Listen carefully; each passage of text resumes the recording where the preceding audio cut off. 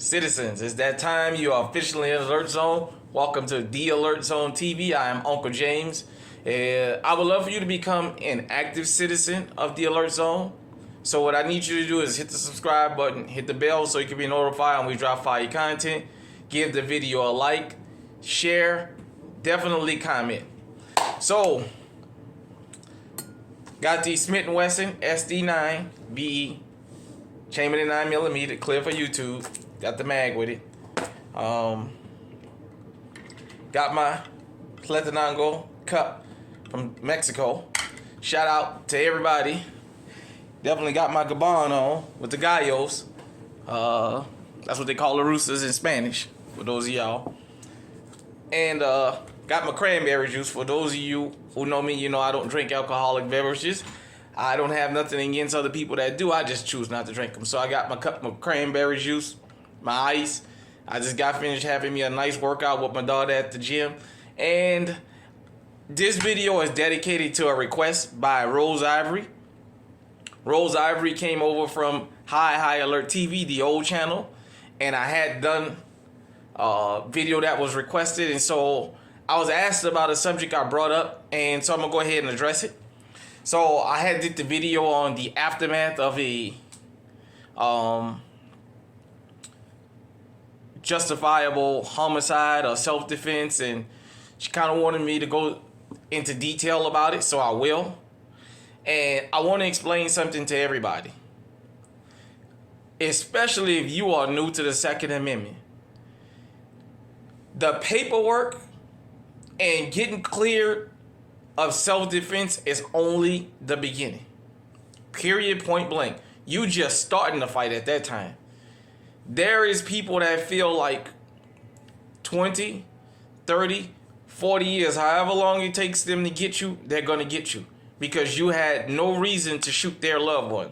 They're the same person that would tell you if you broke in their home or they caught you in their car, if you approached them in the wrong way, they would take you off the planet. But they turn around and tell you, but if you do that to my loved one, then I'm going to come in and exact revenge. And, you know, you hear a lot of times about these street killings, these unsolved murders and all that.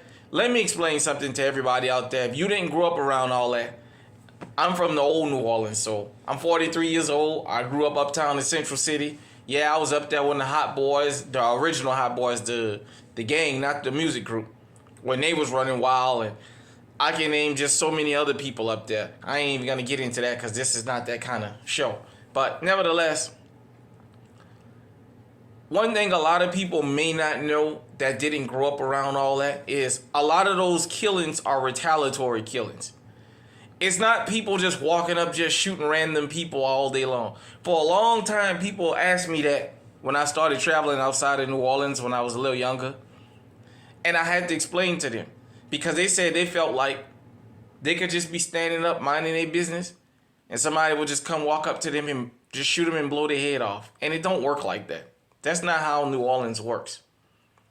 I can tell you 50 to 60% of those murders that happen throughout the years have been retaliatory.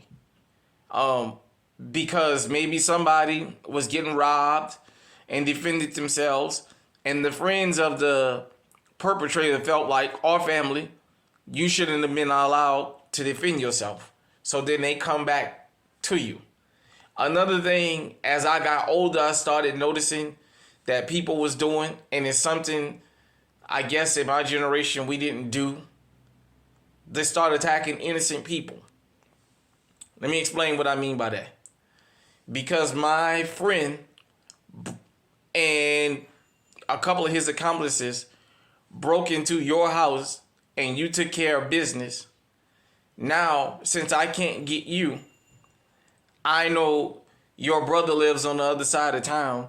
He's a hard-working man, but it's easy for me to get him, so I go kill your brother because I couldn't get to you. That's the type of stuff that goes on. When you commit a justifiable self-defense, your whole family, your closest friends and associates are at risk. Even a lot of your co-workers, whom people may see you talking to in the parking lot, are at risk of you lawfully and legally defending yourself. That's just how far this goes. If you go to any street guy, you go to any gangbanger anywhere in the country, and they'll tell you that. A lot of what we did, hold on. Sorry about that. But they have far-reaching consequences, and it can turn into family feuds. Families can feud for 20, 30 years behind one person committing a crime and somebody from the other family defending themselves. As I'm doing this video, there's people all across this country that's in hiding. That committed a legal self-defense. Some people, it was on video. Don't matter. They committed a legal self-defense. And yet, they got to go out and they have to run. They have to hide. They have to pick up and move. If they own a home, they have to sell it or try and turn it over to somebody or whatever, and they have to disappear out of town. Sometimes they can never return back to that city, them or their families. So this is an aspect of legal self-defense that a lot of people don't think about. I've seen it. I've seen it coming. That's why I'm giving it to you. Shout out to Rose Ivory for even asking me to do this. I just thought that I would give my take, my perspective on what I've seen throughout my years of being around people who had to defend themselves. Whether it was street people or whether it was people that was legally armed and was just minding their business. I know a lot of times you hear about the street gangs. A lot of them guys in those street gangs, whether you believe it or not, are really mellow guys. A lot of their interaction with other gangs is retaliation, basically. Somebody got shot here, so we got to go back there. You know what I mean? So, because most of these guys don't go out of their neighborhoods for people who don't know about that life. A lot of people that's really into the street life can't leave their neighborhoods. I mean, like, you'd be surprised how many people live in the Los Angeles area and they've never seen the ocean, even though the ocean is right there. They've never been out of their neighborhoods. You know what I'm saying? So that's a story, for a different video. I'm just bringing it up. So when I did the video about the bare minimum firearms you should have, I know somebody messaged me and said, well, 5 is all you need. I just went ahead on and did 7. Usually I say 5 is all you need, but if you notice, I said you got to keep you an extra pistol because it's more likely you're going to use one of these before you use anything else in a self-defense situation because you're more likely to run into a problem out in the street than you are at your home, Nevertheless, this pistol right here, if I use it as self-defense, they're going to take it from me. They're going to go through all the ballistics with it and what have you. Until the investigation is closed, I'm going to be out of this firearm. I'm going to still need something to protect myself. That's why I say get you 2 pistols. Because 9 times out of 10, this is what you're going to use, your pistol. And that way you can protect yourself, man, because you got to understand. There is people that believes even if their loved one had a gun up to your head and you managed to wrestle that gun away, their gun malfunctioning, you draw it down and you took care of business, they feel like, well, his gun didn't fire, so you ain't have to kill him. You could have just held him for the police. Then if you just hold him for the police, they going to tell you, well, why you going to go to court and testify on him? You know what I'm saying? I mean, perpetrators and their enablers the enablers are the most dangerous. I'm going to tell you that right now.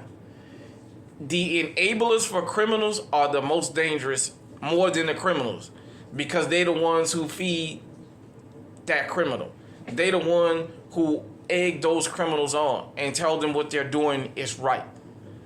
Those are the ones helped him set the crimes up. The ones who helped him run. The ones who run around the neighborhood telling everybody you should mind your business. Well, he didn't break in your house. Well, he didn't shoot you. Blah, blah, blah, blah. She didn't do you this. She didn't do you that. Those are the most dangerous people. Like I said, I hope, Rose Ivory, I kind of addressed what you were asking with this. I just thought that it was something, a good question. and it was something that I would just bring up. Another thing about the criminals, you don't know who they connected to in law enforcement. Rich, you know what? I'm gonna talk about this in another video. I might even shoot it tonight. I'm gonna talk about this in another video. So, until next time, everybody, stay safe, stay on high alert. Comment. Let me know what you think about that. Do you know anybody, or do you know of any situations close to where you come from where people legally protected themselves and then basically spent the rest of their lives having to have eyes in the back of their head because the perpetrator that they put down, family and friends, refused to just let it go and try to bring bodily harm to those people? Stay safe. Stay on high alert.